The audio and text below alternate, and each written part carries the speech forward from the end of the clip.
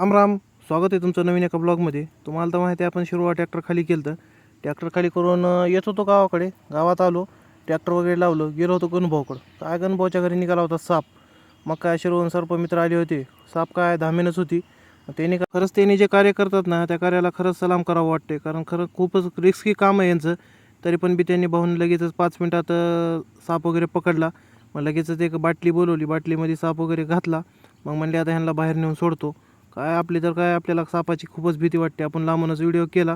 गणभाऊ काय जवळच थांबला होता. मग काय बाटली वगैरे आणली काकून, बाटलीमध्ये साप वगैरे टाकला. मग म्हणले आता ह्याला बाहेर घेऊन जातो, कुठेतरी लांब नेऊन सोडतो.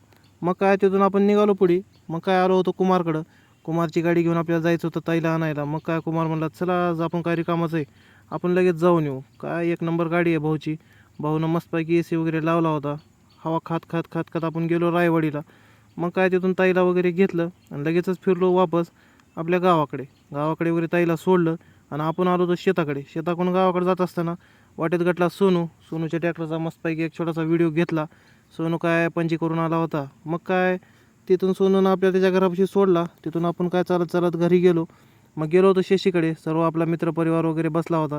शशीच्या तब्येतीची काळजी करायला गेलो होतो. पण तिथं काय काकूनं दिला होता फराळ. मग म्हणले सर्वजण बसा फराळ वगैरे खाऊ. ह्यो कसा आहे धरम, नुसतं गुलाबजामुन दावत होता हो, काय विषयच नाही. सर्वांनीच खाल्ले.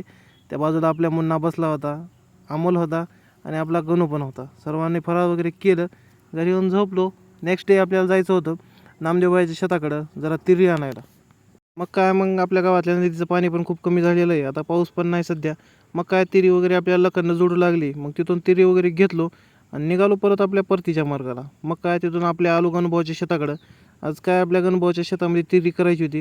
5-6 एकर रान होतं. मग म्हणलं आज काय दिवसभर जाईल, त्यामुळं सकाळी सकाळी जरा लवकर आलो होतो. आज ड्युटी लागली होती आपली ट्रॅक्टरवर. मग काय हे मोठं वावर आणि त्याच्या खाली एक वावर होतं, ते करायचं होतं. काम चालू केलं. कामाची कशी आहे क्वालिटी, आपलं कसं आहे रेटमध्ये कमी जास्त होईल हो, पण क्वालिटीच असते. कारण 53 बोलते. कसं आहे कामाचा एक नंबरच आहे. तिरी लागेल तेवढी घातली तेवढी लागती, त्यामुळं काही टेन्शन नाही. तिरी वगैरे काम चालूच होतं. मग काय दुपारी 12-1 वाजेपर्यंत बंदच केला नाही.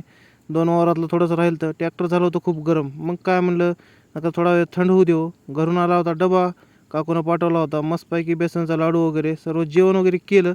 मग म्हणलं थांबून चालायचं नाही, आता परत काम करावं लागेल.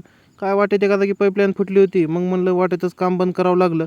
आपण निघालो परतीच्या मार्गाला घराकडे. मित्रांनो कसा वाटला ब्लॉग कमेंट करून नक्कीच सांगा. भेटू लवकरच नवीन एका ब्लॉगमध्ये.